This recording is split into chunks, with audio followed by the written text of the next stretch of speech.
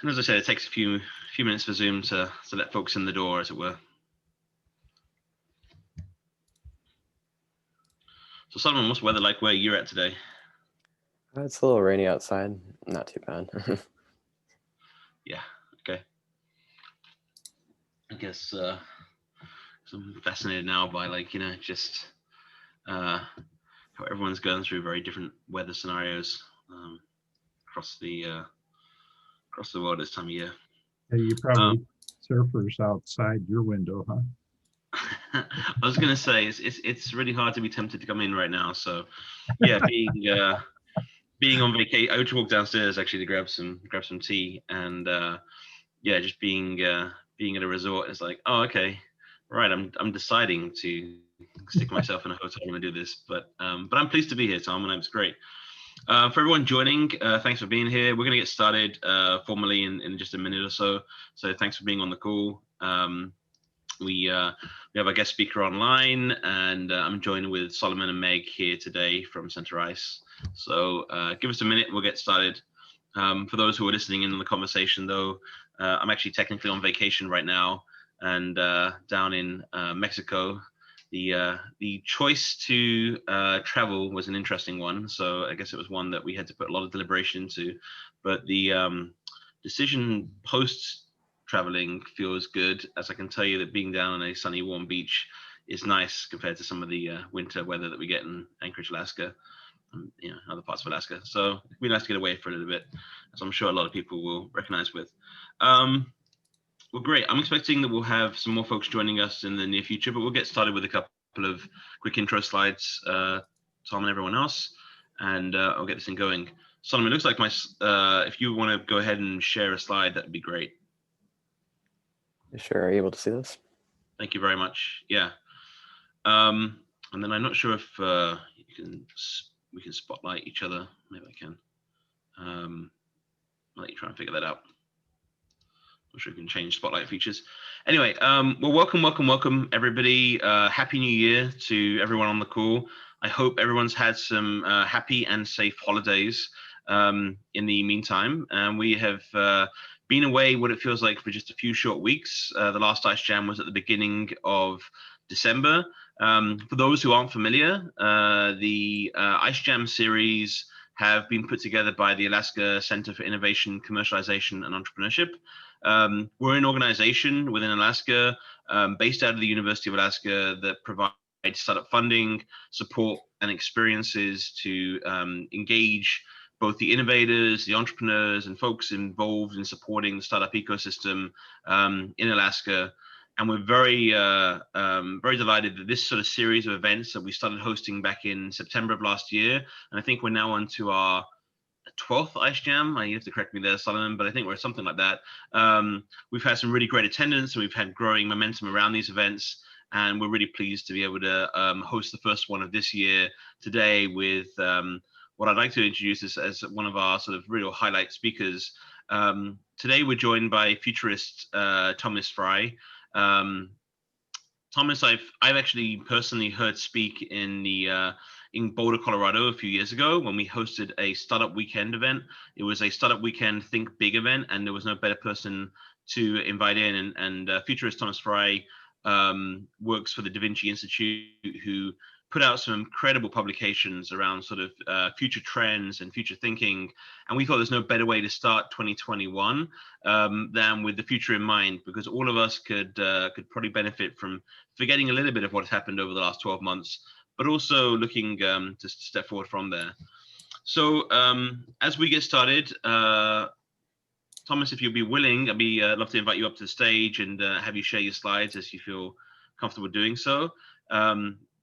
I know that I was inspired listening to you and hear you present a number of years ago in Colorado, and have been following your email newsletter pretty actively over those years, and just seeing the incredible broad cross section of different things that you seem to be covering, and I think that with change that has very much been forced upon us in the past year, and seeing how rapidly we've had to adapt as a society, it has made us more and more cognizant of the fact that, in the future there will be more change that will be happening, and more things that we will need to both adapt to and potentially take advantage of. And as Center Ice, we love to be that cross section of helping innovators and entrepreneurs who are very much, I think, some of the instigators of the future, and having you speak and engage with that. So Tom, I'd love to welcome you up here to the stage and see if you have any opening words, as well as if you have any slides to share, feel free. All right. Well, very good. Thanks for inviting me, and thanks for having me join this group. I have never spoken in Alaska before.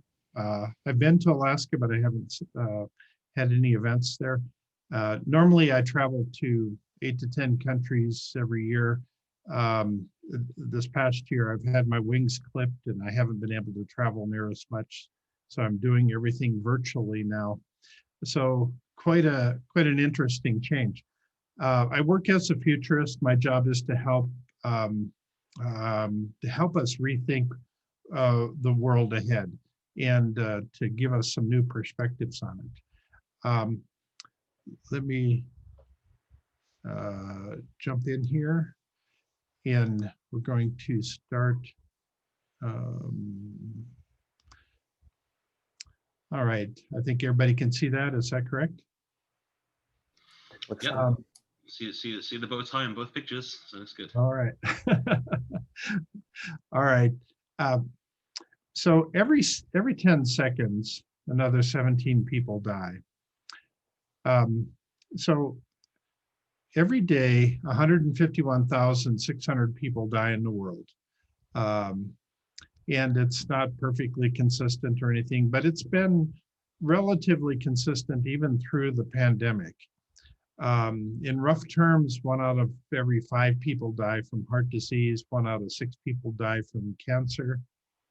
And to a lesser extent, we've had COVID come in, but the number has stayed relatively the same. Now, we, in one of our mastermind groups, we get a group of intensely bright people together every so often, and we pose these questions. And so at one of these events, we posed the question that no person should ever die, ever. So if we can fix human aging, if we can repair people after accidents, if we can cure diseases, even modify deviant behavior, then no person should ever die. Is that right? No person should ever die, ever. And is that our goal as a society? And if not, why not? And so this became a really fascinating discussion that we had surrounding this. Even if the odds of living forever are like 1 in 10 billion or 10 trillion even, shouldn't we still make that our goal? And so there's ethical implications, there's philosophical implications, but it became just a fascinating discussion point. So by doing these questions like this challenges us in new and different ways. In the healthcare world, we have lots of challenges ahead. 1 out of 3 people are obese, 1 out of 5 people still smoke, 1 out of 5 people drink over 5 drinks a day, 1 out of 4 is physically inactive, 55 million plus are diagnosed with mental disorders. And these are challenging issues for sure. Now, one of the technologies that's coming about that is giving us a whole new set of tools to work with is what's called digital twin technology. So if we take, I'll explain this to you, and if we take a big piece of equipment, let's say a tractor or a cruise ship, and we put sensors throughout this piece of equipment, lots and lots of sensors, then we can remotely monitor that piece of equipment, or a turbine in a power plant. We can remotely monitor that equipment from a long ways away. So somebody sitting in their home in Alaska could be monitoring a power plant down in Arizona or in New York City. So this can be monitored from a long ways away. And over time, as this gets better, as we increase the resolution and the number of sensors, we're going to be able to do predictive modeling. So we can actually anticipate when something's going to go wrong, and we can send people in to fix things proactively before it actually has a failure that actually occurs. Now we're starting to do this digital twin technology, and we're taking it to the next step, which is called remote robotics. So if we create a digital twin, then we can actually have people that operate that piece of equipment, or in this case, have surgeons that work on patients 1,000 miles away. And remote robotics takes us to a whole new level. Now, this naturally raises all kinds of questions, because as digital twin technology becomes more pervasive, at what point will the operator no longer need to be on the vehicle, such as on a farm, whether you're combining or running a tractor, or how much longer will we still need to have pilots flying inside of an airplane? Can we just seal up the cockpit completely and have people on the ground that are monitoring that flight the whole time and operating it that way? And then how much longer before digital twin technology becomes common in humans? So how long before doctors can monitor somebody's health remotely through their digital twin? So if somebody gets sick in the middle of Alaska, they can actually just dial in, and suddenly they can contact their doctor, and the doctor can analyze what's going on, and it could be on the other side of the world. So healthcare is, as an industry, it's transitioning from an industry driven by pharmaceuticals to an industry driven by data.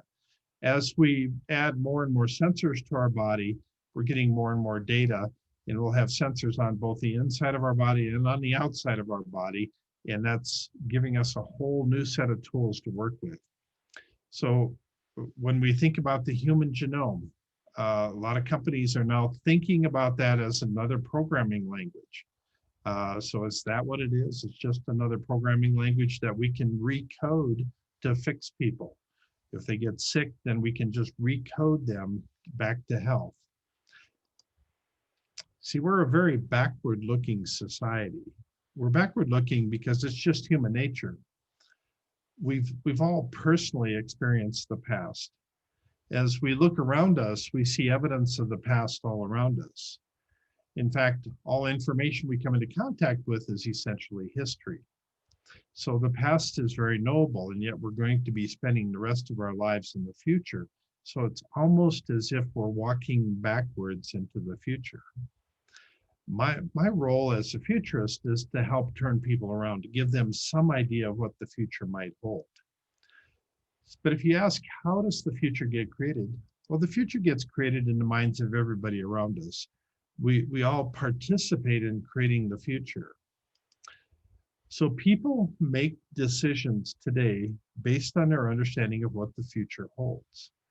So I use this phrase quite a bit: the future creates the present. Now, this is just the opposite of what most people think. Most people think that what we're doing today somehow creates the future, but from a little different perspective. It's these images of the future that we hold in our head determine our actions today. So here's the key thing. If we change someone's vision of the future, we change the way they make decisions today. And that's always my goal. Whenever I do a presentation, I like to tell people that I'm going to be changing their vision of the future. And as a result, they'll be walking out of the room making slightly different decisions. Now, COVID-19 has been a very dark time in human history. This will be the most expensive crisis in all human history. Businesses were simply never designed to be shut down and restarted months later. Many industries are still struggling. If you like to go to concerts, they haven't been happening. If you like to go to festivals, they're just not happening. Comedy clubs are closed. Cruise lines are hoping to get started again.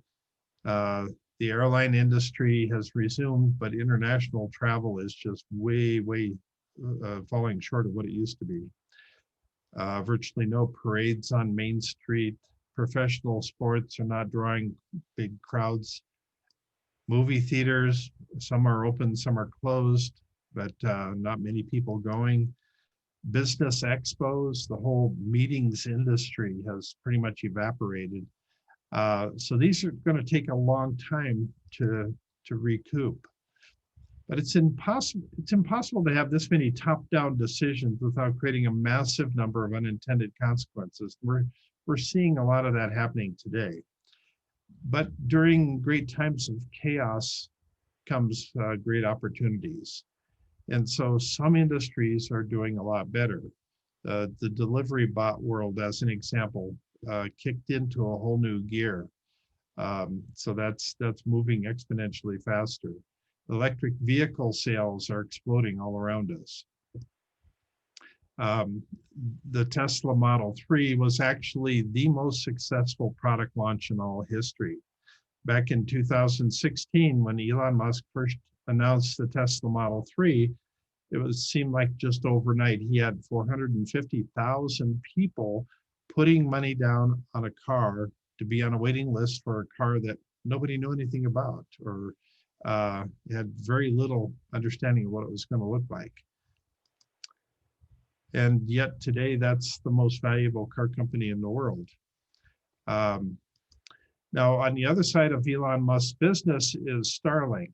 Now, Starlink is shooting satellites into space to give us internet connectivity from satellites directly. 40% of the world doesn't have a stable internet system right now, and this is designed to correct that. So there's 4 billion potential new users, mostly non-English speaking and mostly poor. But giving entrepreneurs everywhere unfettered access to the global internet, regardless of the government, the telecom monopolies, that's a game changer. That's a huge game changer.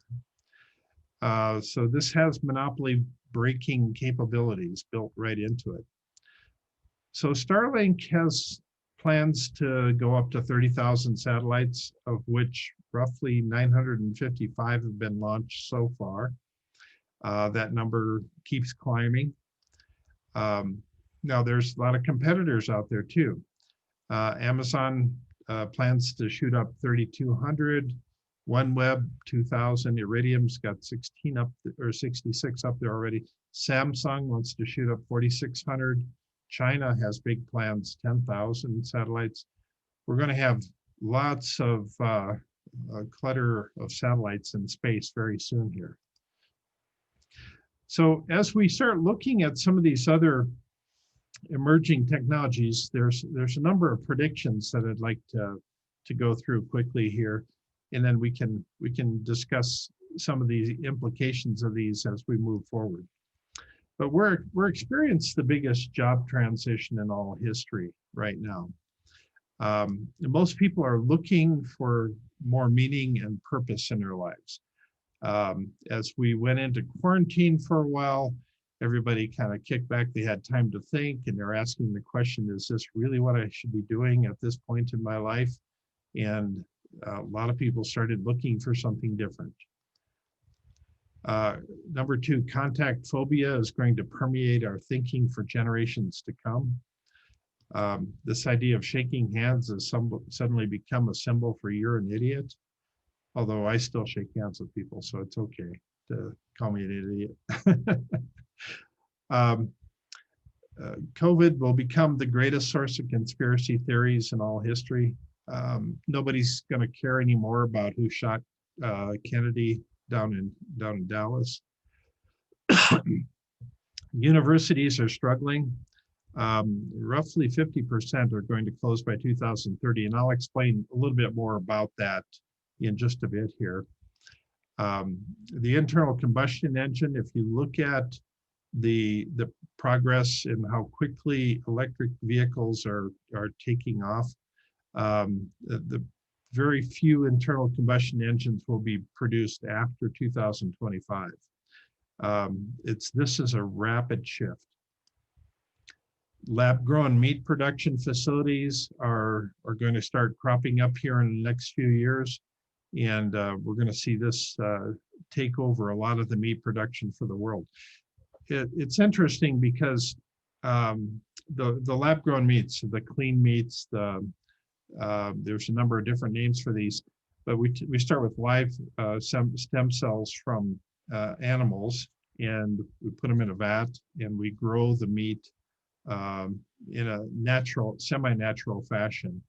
And so my prediction is that we'll start off with some of the more exotic animals rather than to compete head to head with beef and pork and chicken. It might be things like wombat meat or penguin meat or bumblebee meat or something really odd or strange. Working remote is here to stay. People like it, but it's forcing a lot of changes to happen. So one of the big changes is suddenly people realize that they can shift gears and they can make their life the first priority and work the second priority. This rise in remote is leading people to reprioritize what's important to them. And then by focusing on outcomes, employers help people make their time count instead of simply counting time. And workers are going to do what needs to be done rather than wasting their time trying to look busy. And that's what happened a lot of times in the big corporations. I spent a lot of time at IBM and see a lot of people just trying to look busy even though they had nothing to do. So if we have asynchronous work, that means that people are working independently of a team that they're on. That gives them the latitude to focus their attention on it when they want to, rather than when the team thinks it's important. And health and well-being become an important priority. In fact, if we don't have to commute to work, that in general, for the average worker, saves roughly an extra 25 days a year just by not commuting. World-class people are going to be moving to smaller cities everywhere. We're seeing a lot of that happening right now. My friend who is a real estate broker in San Francisco says that there are moving trucks on every other block in that city as people are leaving the big cities and moving to rural areas. And then from a diversity standpoint, this opens the doors so that anybody can be part of the company, part of the team. In fact, if you don't want to take a shower someday, nobody cares. And so it opens the door. So a lot of the things that annoyed us in the past about sitting next to some other worker, we're going to be much more open to working with that type of person. And then we're going to see a lot more automated processes involved as moving forward, because we're just scratching the surface. Zoom technology is just one way of doing things. In the future, we're going to have holograms and VR and AR and lots of other tools that make it much more realistic. Number 8, we're going to have a shift to local manufacturing, supply chains, tighter control over sensitive exports. Number 9, by 2030, the largest company on the internet will be an education-based company that hasn't been invented yet. And we're going to talk about that in a second. And then driverless technology will be the most disruptive technology in all history. This virtually touches the lives of every single person on planet Earth. So if I'm going to go off on a tangent here, but if we decide to use driverless technology in the retail world, not just driving cars from here to there, suddenly we can have our businesses in a mobile fashion. That opens the door for lots of different opportunities. So as an example, if you were in your home late in the evening, you're in your pajamas and you didn't, suddenly you needed something from the store, rather than to get dressed and go to the store, you could just summon the convenience store to come to you. And there's nobody actually in this vehicle. You just walk out onto your driveway, you go into the vehicle, you pick out what you want, and you feel safe going out in your pajamas, even though there's 82 cameras watching every move that you have. And it's fully automated, and it just charges you for everything that you take, and then you walk back out. Now, that's a typical scenario that's going to be common in the future. In the future, we're going to have classrooms where you can drive around the city picking up students in the morning and teach your class, or you can have a conference that's going on with 5 or 6 people. You can schedule lots of work routines around picking up extra people to brainstorm with. You could have a cooking school as an example, picking up students and teaching people how to cook all day long. We can have mobile hair shops, mobile dog grooming places, mobile banks. We can have mobile bike repair places, mobile retail, in fact, having your nails done, different salons, lots of different kinds of retail that can be set up on the inside of these vehicles and can be set up outside. Lots of different shapes and configurations. We could actually throw a party with these and actually have robotic bartenders that work for you right there. So you can throw a party at virtually any place you want. So the big difference in this type of thinking is that rather than a business spending tons and tons of money marketing in a way to get people to come to them, these vehicles can go to where the people are. So anytime you have a softball tournament, a hockey game, any gathering of people, a parade on Main Street, you can go to where the crowds are and set up and start doing business. Now, one interesting variation of this is that whenever you have a big event, you can have mobile hotel rooms that will just come to wherever you set this event up. So you can actually hold events in rather remote locations, and you can summon 500 hotel rooms to come to some strange location. And when the event is over, then they'll just take off and go to the next place. Now, this becomes really important if you have a disaster someplace and you want hospital beds. These can also be set up as hospital rooms as well. And so we'll have in the future driverless mobile doctor offices where they can diagnose diseases, but you can also have mobile hospital beds that show up as well. And these mobile units are going to get much more common in the future. So if you think of the mall of the future, the mall industry is pretty much dying right now. But if you think of the mall of the future just being like a giant warehouse, and every morning you have driverless mobile businesses that come and set up to do business every day. So it's a different configuration of businesses. And so it'll be a rather ingenious way of being part of a community.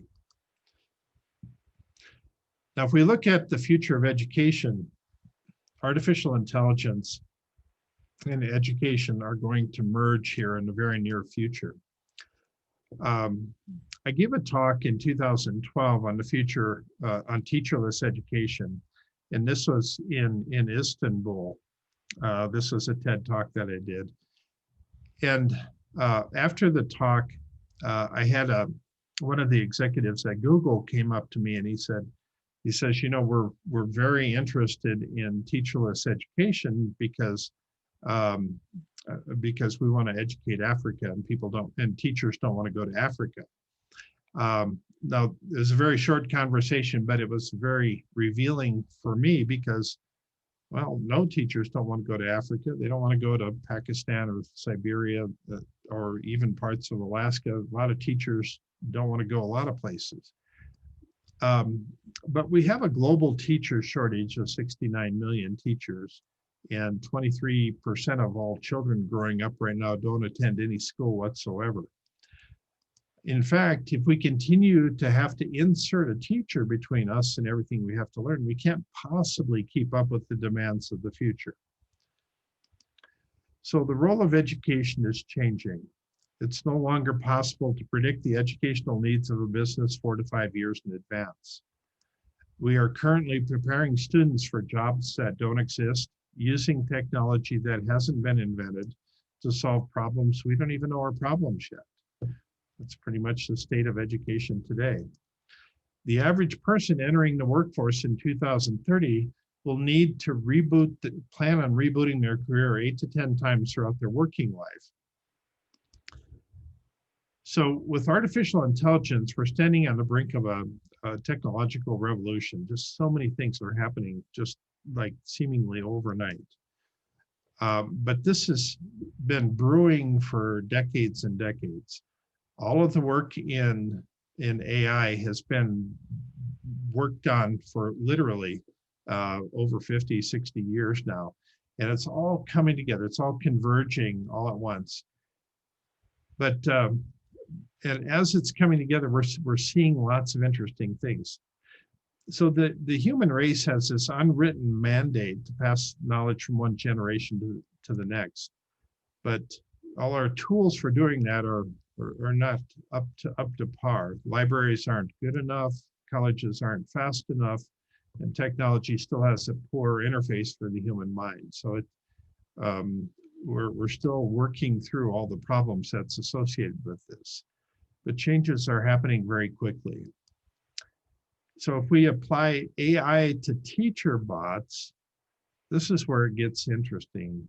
The new game becomes try to finding the fastest way to teach students.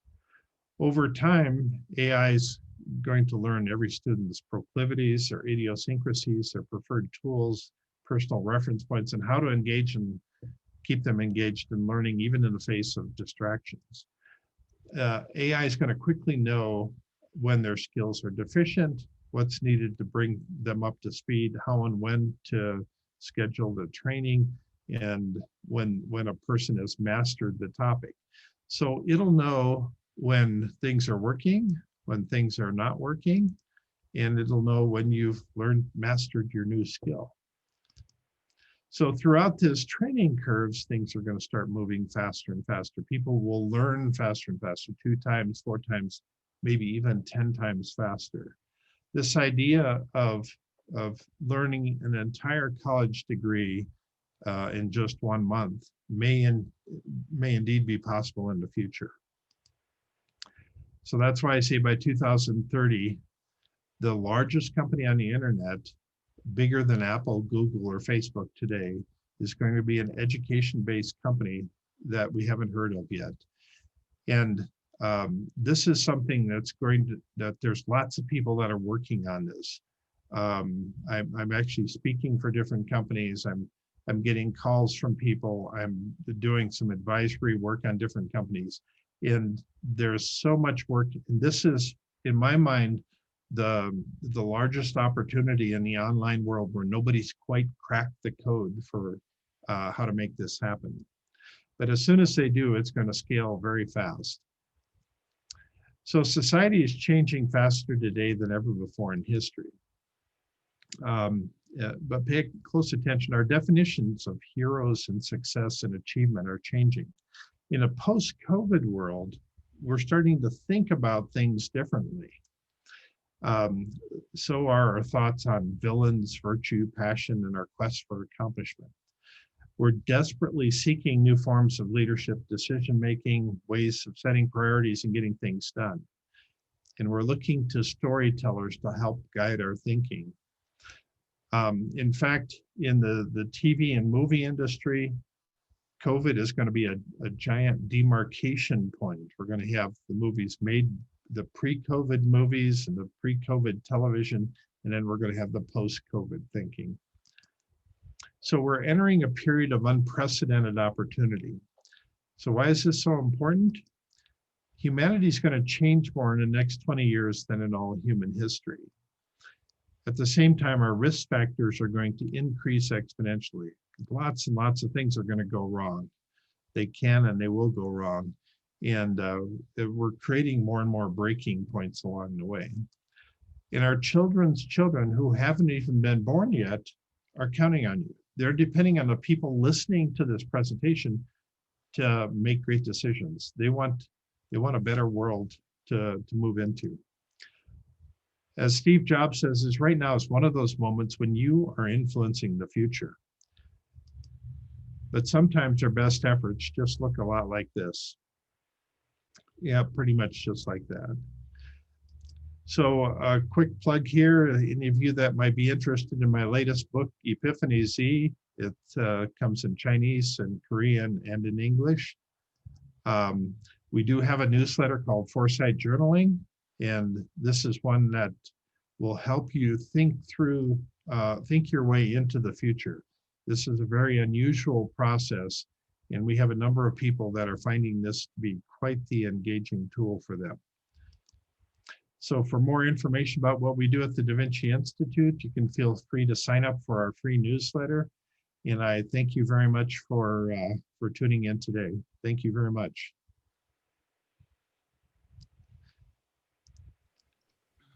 So I'll turn it back over to Nigel here. Thanks, Tom. Yeah, please feel free to leave that slide up for just a second, because I know folks might be taking down your Twitter handle or your email address. We'll leave it up there for a second. But thank you so much for doing this. I know that this event was inspired by conversations I had with Solomon Himmelbloom on the call here as well. Solomon and I were sort of co-hosting this event through Center Ice, and really got talking about what do we want to see at the beginning of 2021. And I think that I'm buzzing with questions myself, but I'm going to be respectful that we only have a limited time, and I definitely want to open it up to the audience as well. But I guess just initially, while we've got two students here on the line, both Solomon and Meg both work at Center Ice, but are student ambassadors within the program. I'd love to hear what their sort of immediate thoughts are on your presentation, and then also see if they had any sort of questions that come out of that. So Solomon, I'll throw it over to you first. Sure. I think what resonated with me especially was speaking your part about the transition to online classes. So for example, the University of Alaska Fairbanks, they already had some online classes before, but I'm curious like what you think about, and maybe you're looking at trends across the United States and the world. What are you seeing with maybe more immersive experiences with online classes? And I guess where do you see that coming in maybe the next 5 to 10 years? Yeah, let me give you a thought experiment here. If you held if you took a certain piece of content, we'll call it Econ 101, the course in economics, the intro course that everybody takes in college. And you handed off the content for Econ 101 to somebody who's a Hollywood movie producer. They would use a certain lens and think through that, and they'd say, "Oh, we can dramatize this. We can make this much more interesting. We can compress this down, and this would be a far more fascinating course to take." Now, if you hand off that same information to a game designer, somebody who designs video games, they look at it through an entirely different lens, and they say, "Well, we can gamify this. We can switch this around and give people the opportunity to level up as they learn more and more things." And then if you look at it through a virtual worlds person's lens, they would see things through an entirely different way. So if you held a competition, we'll call it the Econ 101 competition, where you were giving out $1 million prize every year, and people would come and submit Econ 101, and it'd have to have certain elements in it. And you did that every year for 10 years. Eventually, one year you'd grow on the next year, on the next year, on the next year. And as this course would evolve, we can't even imagine today what that, after 10 years, what that course would look like. That's a way of getting to an unknown outcome. You incentivize a change by doing it that way. So there's lots of ways of thinking about education, but we tend to be held back in our thinking with the tools that we have right now. We have classrooms, we have whiteboards, blackboards, we have books, we have screens. Everything's very two-dimensional. By opening the door and making things three-dimensional, I mean, how would a course be taught three-dimensionally if you threw the display away on your computer? If you just displayed things three-dimensionally, what are the tools you could use to make it much more interesting and engaging? I think that opens the door to lots of great discussions. Sounds good. Thank you. I'll pass it over to Meg. Do you have any questions to say it? And then I guess we'll go to the general audience. Thanks, Solomon. And thank you, Tom, for your presentation. I just wanted to try to condense my question, but I'm going to start off with a book that's very insightful for me at this time in 2020, moving into 2021, and it's by philosopher Ken Wilber. It's called Theory of Everything, an Integral Vision for Business, Politics, Science, and Spirituality. And it talks about this notion of integral theory, and it kind of gets broken down into quadrants, which for those interested in the book, I recommend just checking it out if you're curious. But talking more about love and compassion and integrating that into the future. And there's a quote I'd like to read from this book. Clearly, the interior quadrants have some catching up to do. What good is it to continue to focus on the exterior technological wonders before us, from indefinite life extension to computer mind interlinks to unlimited zero-point energy to wormhole intergalactic space travel, if all we carry with us is an egocentric or ethnocentric consciousness? And I'll skip some of this, but then it says, exterior developments are clearly in the future. How much more so are interior developments? Okay, so I'm not sure I understand that question. So how much of our future is on us being reinvented ourselves? It's kind of brushing on the idea that we see the future and we see all of these great external developments before us, but how much is our internal development reflected with what we see before us and moving in the future, and how can that really impact us as humanity moving forward? Yeah, it's a great question, and I'm not sure I have a great answer for it, but as we move into the world of robotics and artificial intelligence, we constantly are coming up against these questions of what things can it do and what things can it not do.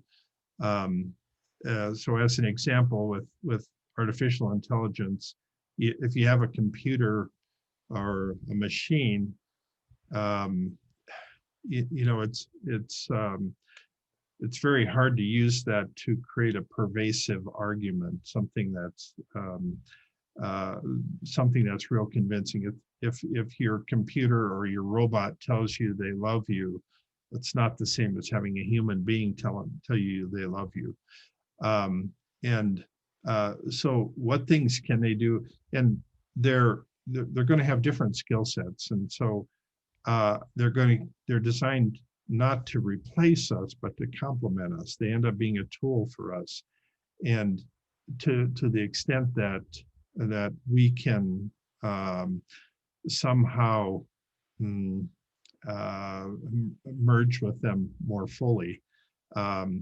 So I always think about the 10-second interface, so that we can use our mind to actually control things around us. There's a lot of people working on it, but we're still a ways off from that.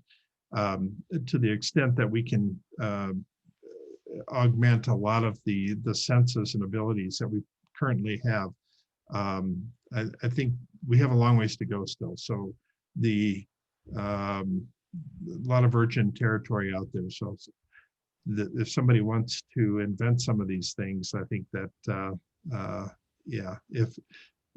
I think you should start funding some of those projects. That would be a good venture. Thank you. I believe I maybe didn't ask my question the best, but I appreciate the feedback, and I'll reflect on that more. I think maybe what I was trying to exemplify was,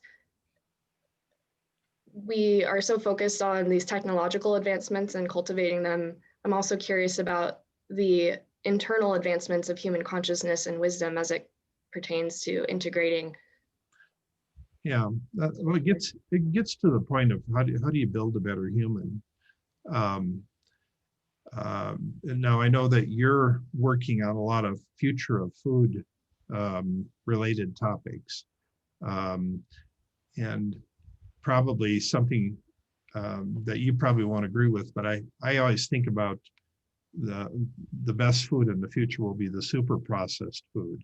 It's something that analyzes our body, and it goes through and it mixes everything together in a way and it processes it. So it has the ultimate food in what it's serving you, and it becomes super processed, which is kind of on the opposite end of the spectrum of something that's all natural. But nature doesn't always have our best interest at heart. So, can we actually create a device that actually augments our performance? So as an example, if you're listening to music all day long, if you have an AI system that knows what mood you're in, it knows what the right song is to play at the right moment in time, can that actually augment your performance? Can it actually lift you up emotionally, spiritually, and so that you can perform better than you did before? Is that going to be possible in the future? I think probably. And so we're going to start seeing lots of these type of tools kind of coming out of the woodwork as we get better at understanding the technology. So it's one thing to invent something, and then to actually understand what the capabilities are moving forward. That's a whole nother ballgame. People always find a way to use the technology wrong, so you always have to be wary of that. That's a lot of the CRISPR technology right now. A lot of people are worried about that. Artificial intelligence. I mean, there's lots of warnings about artificial general intelligence, about the way that can go wrong and kind of take over the world. But the biggest danger with artificial intelligence is putting it in the hands of devious people. Just turbocharging a bad guy with artificial intelligence is not a good idea.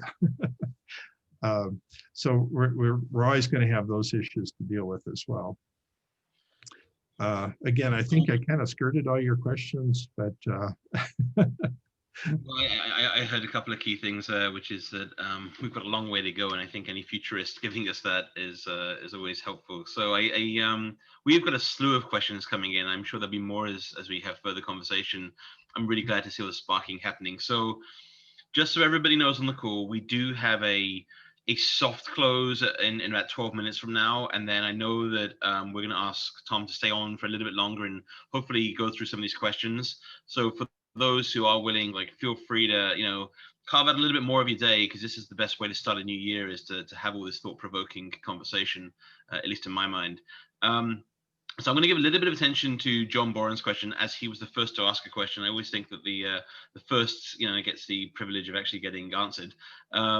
So he asked a little bit about, what do you think about China's social credit score and that seeping into Western society? Yeah, great question. I actually have written some columns on this topic of, should we gamify citizenship? See, as a society, we've been very good at penalizing people for bad behavior. We throw them in jail, throw them in prison, give them tickets or fines. We're good at penalizing people for bad behavior, but we're not good at incentivizing them for good behavior.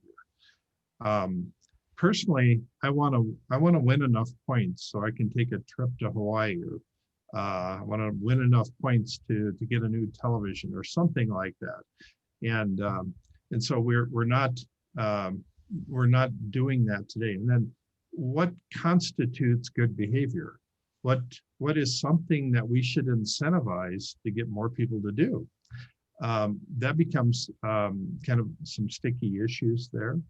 I mean, because we're really good at writing laws about what you shouldn't do, we're not good at writing things about what you should do. And so that's a wide open territory. Now, as China is building out their social credit score system, they're also focusing on the bad side of things. So you're not supposed to hang out with other people that are doing things. And so their penalties are, oh, if you got a low score, you can't fly in the airplanes, you can't ride on the trains. And if you get on the dating sites, I found this to be quite amusing. But if you get on the dating sites, they don't even allow you to see the hot chicks that are on there. And so, and I wonder how they decide the beauty score of the other people, and who gets who spends their days actually going through the dating sites deciding who's good looking and who isn't. But there's lots of issues about who decides what in a social credit system like that, and then kind of who's in charge of it, who monitors it, and who keeps the score. Any of you that watch the TV show Black Mirror, there's a great episode just on that topic, and so by all means watch that, because I think it's they actually did a great job on it. Thanks, Tom. So we've got some other questions where I'm seeing some upvotes for them. So I'd really encourage folks to look at the Q&A. Everyone has the ability to both comment and upvote other questions, as well as add your own. Guys, don't feel limited to throw more questions in, because we can always follow up on some of these afterwards. So I'm just going to read from the top down on this list that I see. So from one of our attendees, thinking about stakeholder groups who may be the greatest influencers on the shape of business and technology, which do you think is the greatest influencer? Users, developers, stockholders, business executives, startups, etc. So when thinking about different stakeholder groups as the greatest influencers on the shape of business and technology, I guess, going forth, who is it? Oh, yeah. That's tricky, because yeah, one of the projects I tackled in the past was this idea of the anatomy of an invention, and it really got to the heart of that. You're not just working on a technology; you have a financial path, you have a legal path, you have a reputation path, you have marketing, you have all kinds of pieces that you have to go down, and so it requires that the inventor, the innovator, be good at a lot of things, and they generally are not. And so there's an educational component to make the innovator smarter. There's the in virtually, it's so rare that the person that invents something actually becomes the CEO of a company and rises to the top, like a Mark Zuckerberg or a Bill Gates. Those are extremely rare individuals, and you hear people talk about that a lot, but those are just like 1 in a zillion, the odds of actually achieving that kind of success. So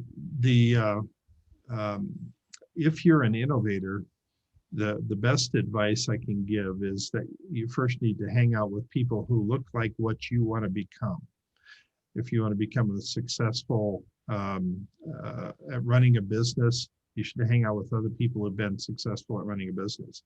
And if you want to become a successful inventor or innovator, you should hang out with those people, because there's all kinds of quirky things that they do that are not obvious from the outside. So having that network of people surrounding you is highly important, and I don't know, kind of bridging the gaps, that relationship gap that you probably have right now. That's you feel like the outsider getting started, but it's somehow you need to get into the inner circle of making things happen. So what's the best area to invest in? I think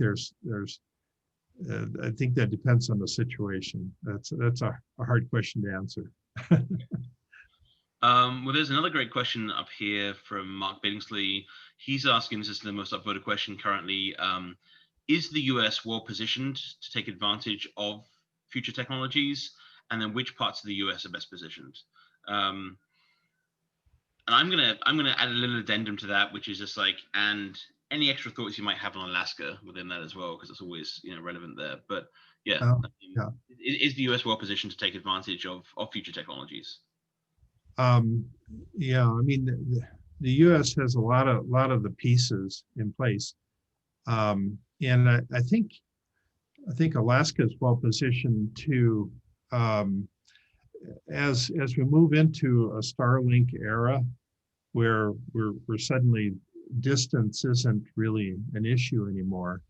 I think that's such a game changer. Yeah, and travel time, we can travel virtually so much faster now. I spent so many hours on airplanes that I can't even count them all. But yeah, so the U.S. is extremely well positioned. There's lots of people nipping at our heels as we go. So as an example, quantum computer technology. China is throwing a lot of money at quantum computers. To be honest, we don't know what quantum computers are going to be good for other than breaking encryption systems. That seems like the #1 use at the moment.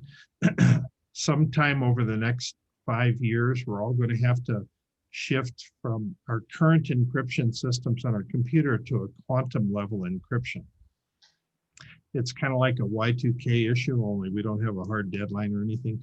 So we're all going to have to upgrade our systems, and it might just be built into some operating system when you download the next generation. But that's happening relatively soon. And so there's some countries are better at some of them, like Korea and Singapore, Great Britain, and parts of Europe are just better at certain technologies than we are, but we're well positioned to catch up. And one of the things that the internet has given us is it's given us greater awareness of the world around us. So if somebody releases a report in Tokyo or Moscow or down in Johannesburg, the rest of the world can know about it 10 minutes later. We don't have to wait till it gets published somewhere. We just access it instantly. That's such a game changer. So I think we're well positioned, and the distance is getting shorter because we can do things virtually, and now it's not considered an anomaly anymore. It's considered kind of mainstream business to do things virtually. So that's probably the biggest change of 2020. Well, that's great. We are we're 2 minutes up against the hour. So what I want to do is sort of do a quick formal wrap up of the session here, Tom. And then what I'm going to do is I'm actually going to invite up Kai Holland, Brian Himmelblum, Pips VZ, and Travis Galate, who have all put in comments and questions into the chat, and invite them on so we can actually have like an audio quick Q&A, and maybe hopefully move through some questions really quickly if you're willing to hang out with us for a few more minutes. But as part of a sort of formal wrap up, I guess, Solomon, if you're willing to share the last couple of slides, I just wanted to quickly thank everybody for attending our session today. Great start to the new year. We've got more ice jams in, both being planned out as well as some we've already got figured out coming up in, on a basically monthly basis. I think we've got maybe even a slightly greater frequency than that. In addition to that, Center Ice has still got a ton of activities going on. We're taking applications for ICOR cohorts and so on and so forth. Yeah, if you want to jump forward a slide, these Ice Jam events haven't been possible without taking, without the help of both Solomon and Meg, who have been great student ambassadors within the Alaska Center Ice program. I'm really glad to sort of have them helping seek out and look after this. And this event today has really been heavily pushed forward by Solomon, and I really appreciate his effort co-hosting this. And I know Meg's got stuff in the works for the future as well. And for last but not least, for those folks who are having to drop off now but are interested in hearing the end of this and catching back a recording or sharing out some of the thoughts and looking back over the information, all of that stuff can be found on our community pages. both through our website. But just to announce, we have got a Alaska Center Ice YouTube channel now where we're posting some of the recordings from these types of sessions, and they're still being edited and put up there, but that is being put together, as well as our Facebook page is getting more and more attention. So feel free to follow those, as well as our Slack channel on the next slide here. For those of you who aren't familiar with Slack, it's a chance for us to real-time intercommunicate and send messages. We announce these events through our Slack, as well as have sort of ongoing conversations. So feel free to post interesting thoughts you have there, engaging in that community, and that has been actively seeing increased membership over the last few weeks. So we'd love to have you guys join us on Slack and be part of that. All of that information is in the emails that we sent out to you prior to these events. And we are now just going to move into sort of hangout mode where we can actually allow some of these folks to modify their questions and ask them real time. So Pips, Travis, Kai, Brian, anyone else who wants to hang out, please feel free to stay on, and we're going to continue on the conversation. So I'm going to modify and give the permission to talk to Pips, Travis, where's Kai? Kai, I saw somebody else. Oh. Brian, you're there as well. So for you folks, maybe we'll run through this way, because Pips, I saw your question was sort of next on the list, and I'm mindful that we're all a bit in awkward timing here, but I'd love for you to share your question with Tom and gather his thoughts. Thanks, Nigel. And thank you for a great presentation. That was a wonderful way to spend an hour. Really thought-provoking. I think a lot about how groups make decisions and how teams, especially research teams, do their work. And you mentioned something about the way we make decisions is going to change. And I'm just wondering how that will change. And could we be moving toward a more collaborative approach to decision-making in general? Yeah, great set of questions. I'm not sure I have good answers for all of that, but yeah, see, the world is moving more towards a freelance type way of thinking about things. If you think about the way Hollywood has done movies for years, every time a movie project comes into play, it attracts writers, directors, camera guys, lighting guys, actors and actresses. They all come together for this movie project. And then as soon as it's over, they all disappear and they form around other projects. It's very organic in nature. And it's all a bunch of freelancers doing that. Now, if you think about how that transitions into other workplaces, a much higher percentage of people can actually work part-time in companies moving forward. So rather than hiring somebody full-time, if I'm looking for somebody for a position, we can hire somebody for 2 months or 2 weeks or 2 days or 2 hours. And the tools we have for doing that are getting much more sophisticated. And so one of the big problems with this, though, is that we're not teaching people how to be freelancers, because a freelancer not only has to manage the work product that they're taking on, they also have to manage this as a business. They have to think of themselves as the business of you. So the business of you is very important. And so the way you actually kind of quantify your skills, the way you market yourself, the way you network, the way you price your services, the way you negotiate a deal, the way you set up your books, the way you do marketing. If you have to buy healthcare for your company, you need to know how to do that. So all of these things are unique skills to the freelance individual. Now we're getting more and more tools to help freelancers out, and it's opening the doors. But I mean, when Uber came around and suddenly we had, hundreds of thousands, even millions of people across the world that were working as freelancers, that just such a game changer. And now we're seeing people deliver food, or people doing shopping for other people. We're seeing just lots of services provided that weren't provided in the past. and people can work when they want to, and they can quit working whenever they want to as well. This is such a radical shift in the way we think about organizations. And again, I think I've kind of skirted most of your questions there, but maybe I got some of them. I think just to give Pips a fair sentiment here, the question I heard within this was mostly around decision making. And I think, you know, what you've done there, Tom, is you've talked about how the world of work is changing, organizations change. So in the case where you end up with, you know, distributed workforces that are maybe only part-time, you know, engaged companies, then how does decision making happen in that world where responsibilities are probably, you know, shifting as well in real time?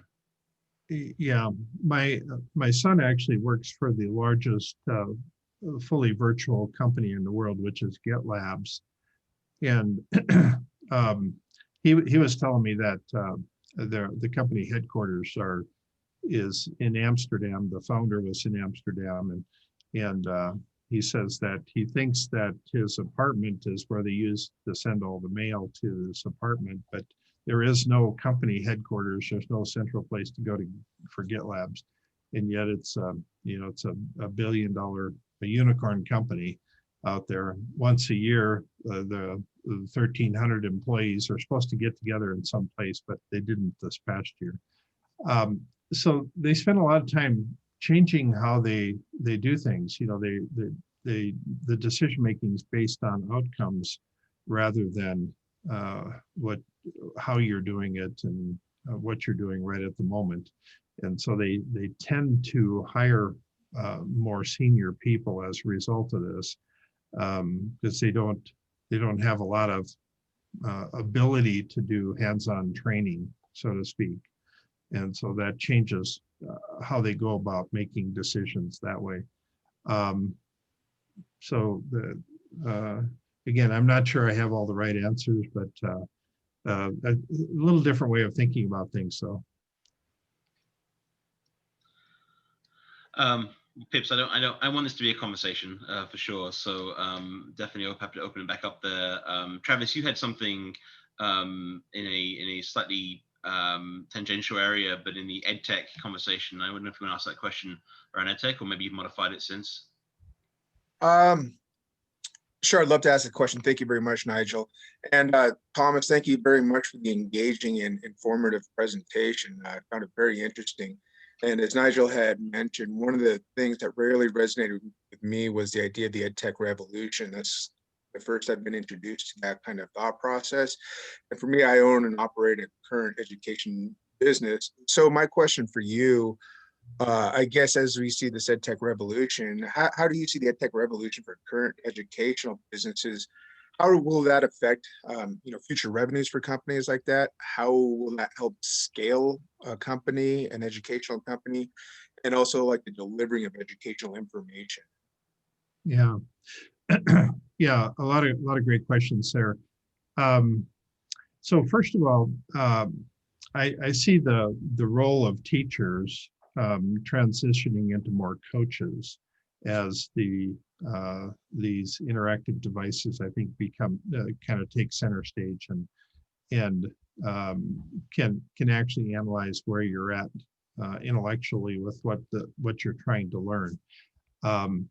I see the tool set's changing dramatically, things that you're going to be working with. I think it's we're not going to see any end in sight as to what you're going to learn. But so right now in the college world, there's this great competition going on between credentialing, between college degrees and certifications. So if you get a certification in Amazon Web Services, AWS as an example, the chances of you getting a job after 6-10 months of training are way better than if you get a college degree, and the amount of pay you get is going to be way higher than most college degrees.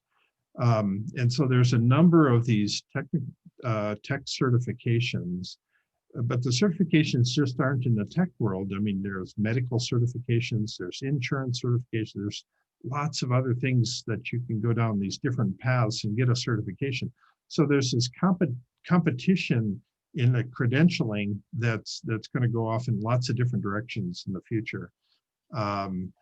So having a certification in quantum computers or in machine learning or artificial intelligence, those are going to be hot items moving forward.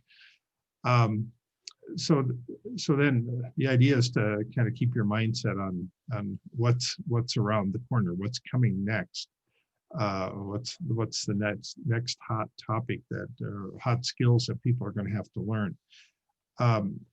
There's a company that I'm doing some work for that has invented a rapid assessment system. So rather than sitting down and taking a 2 or 3 hour test, they can find out within just like 5 minutes how much of that information the person actually knows.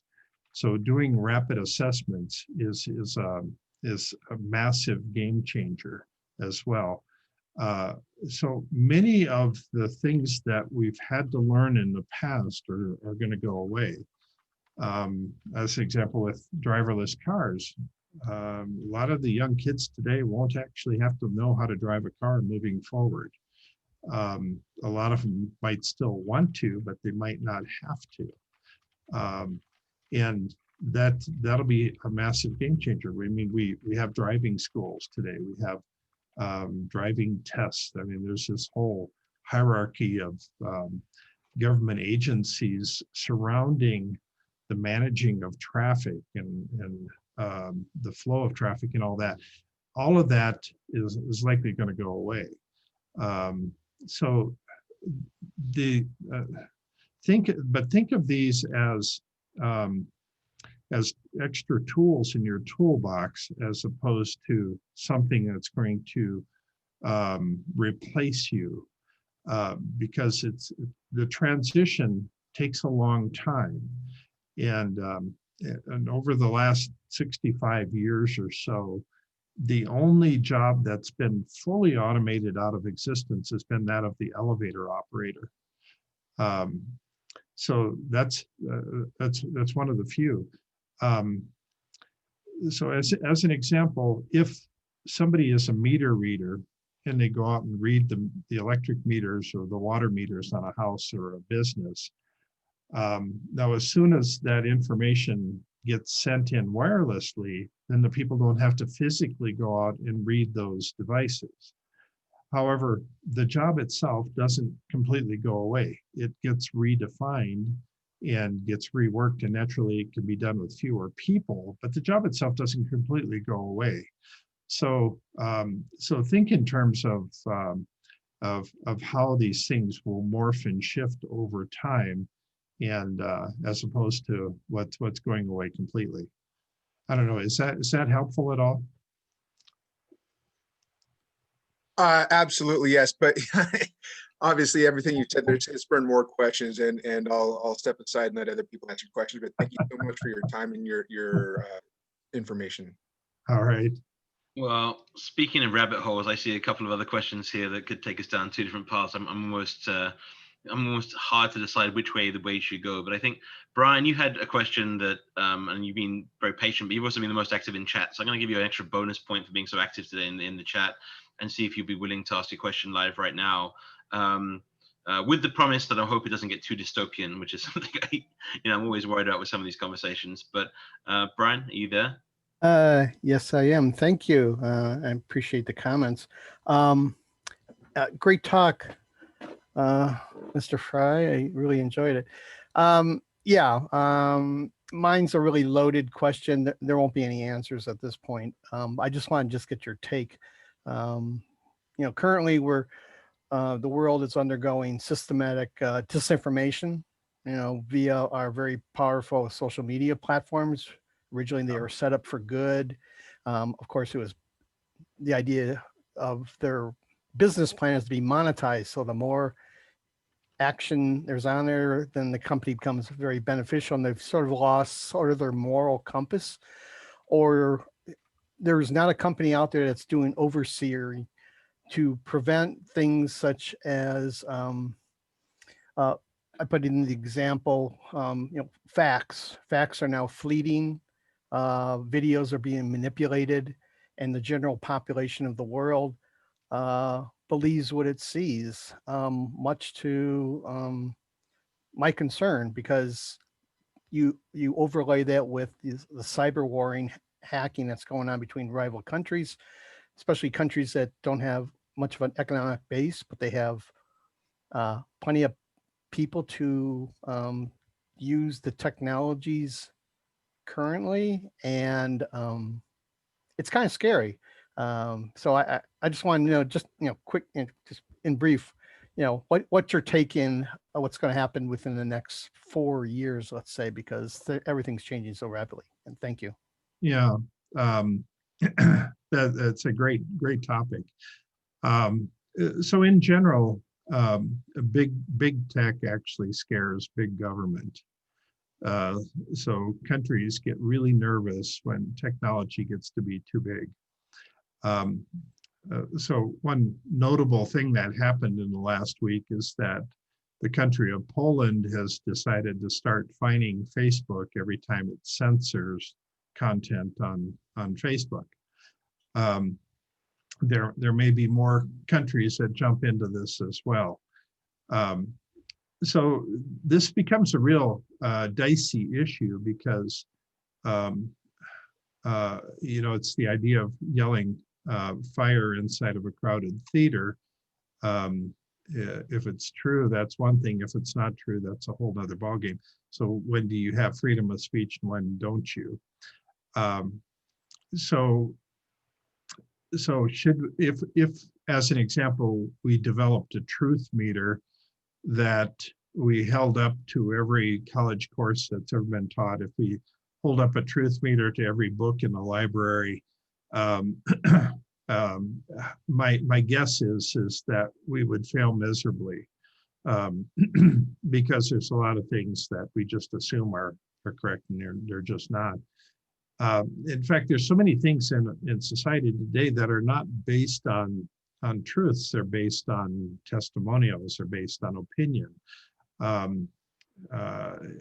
The entire alternative healthcare world, as an example, is not based on all the scientific testing. It's based on testimonials of people who have tried this product or that product.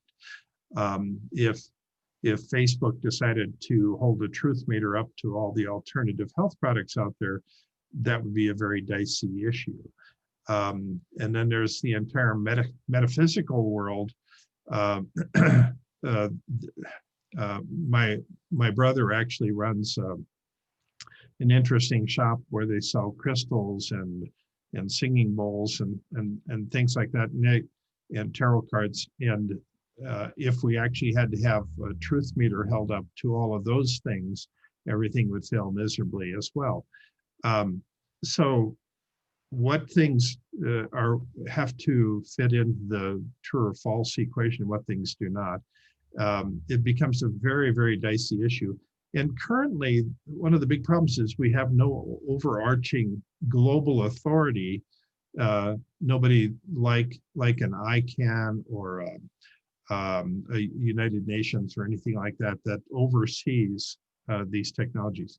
I actually think that that needs to happen. We need these additional global authorities, and there's a number of areas. I mean, having a privacy council, as an example, that would oversee global privacy, because right now we have every country in the world is working on their own privacy policies, and so very soon we're going to have 180 different privacy policies around the world, and lots of them are going to be pretty sloppily done, and all of these have to continually change. I mean, and so these have to be living documents, living policies and standards. We have a long ways to go on that. So having some sort of global authorities that can regulate these things, I think is going to be really important. But the countries, individual countries, have to buy into these things, and I think the industry itself has to buy into it. It can't be an us versus them arrangement. I think they have to work together. and put some kind of a noble purpose, noble goals in place, but before they start. So anyway, that's just a few thoughts. The things you're bringing up are ripe for some massive discussions in the future. Well, thank you, Brian, for that question. And Kai, you've been incredibly patient. You've had a couple of questions in the chat for a while here. So Kai, I wanted to see if maybe you could help us close out some of this. I saw there's some more activity in the chat. I don't want to stop folks from asking questions, but I want to be cognizant of everyone's time, including Tom's, who I know we're holding away from his grandkids right now. So it would be great maybe if we wrap up in at most 10 minutes from now, just so that we're fair to everybody involved. But Kai, if you're there, I'd love to welcome your questions on board. Great, thank you, Nigel, and Thomas. Thank you so much for the thoughts and for the stimulating discussion that everyone has had. I've enjoyed all of this. The question I'd like to pose to you is really intended to kind of connect up the question we had from Pips earlier about what's changing in decision making, and to intersect a bit with Travis's question about education. And it's about this notion that we are fundamentally still a human organic thing. We've got a brain between our ears mostly. It's organically defined. DNA has kind of, kept it somewhat static, although highly compliant and elastic. And yet, everything around us is changing so dramatically at the same time. So as I reflect on Pips's question and Travis's question about, how are we as humans kind of brought along by this future that's evolving, the question I had simplistically is, what's your view of what has to happen or what could happen with the interface between us and computers that will allow us to think about the idea of a trajectory where humans become better humans and machines become better machines, and we aren't sucked into this trap of becoming simply a servant to an algorithmic machine age, but actually human diversity, human potential is protected and enhanced by new interfaces and new capabilities rather than being overwhelmed by it. I don't know, I hope that makes sense, and I hope that intersection of those prior questions makes some sense for relevance. Yeah. Yeah, can we aspire to become a better human? So, I mean, Elon Musk is working on his Neuralink technology, and any of you that saw his 3 little pigs demonstration would probably find it fascinating, but also scary at the same time. Quite frankly, I don't want to have things stuck in my brain just on a gamble that it might help.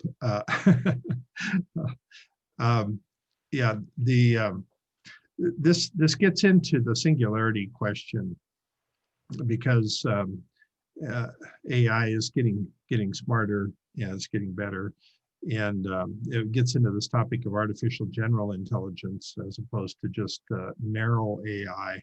Narrow AI is something that's designed around a specific task, like playing chess or playing piano or something like that. But artificial general intelligence is something that they're actually coming up with different tests for it to say that, well, it would have this capability list in order to actually be artificial general intelligence. And one of them that Steve Wozniak proposed is the coffee test, which is having artificial intelligence be able to actually go in and make a cup of coffee and serve it to you the way it should be brewed. And other tests are like a Turing test type thing, where it can go, this artificial intelligence could actually replace you at work for the day. These are things that are a long ways off, because so back in the 1950s or so, there's Karl Polanyi, as an Austro-Hungarian philosopher or economist, and he came up with this thing called the Polanyi paradox, which it basically says we know more than we can tell. So if you're teaching somebody how to dance, you could probably show them how to dance, and you can actually demonstrate how to dance. But if you were to write it down on paper and try to transfer the information in a document, that would be incredibly difficult to do that. So there's lots of these things that are little nuanced things that we do that we don't know how to describe them.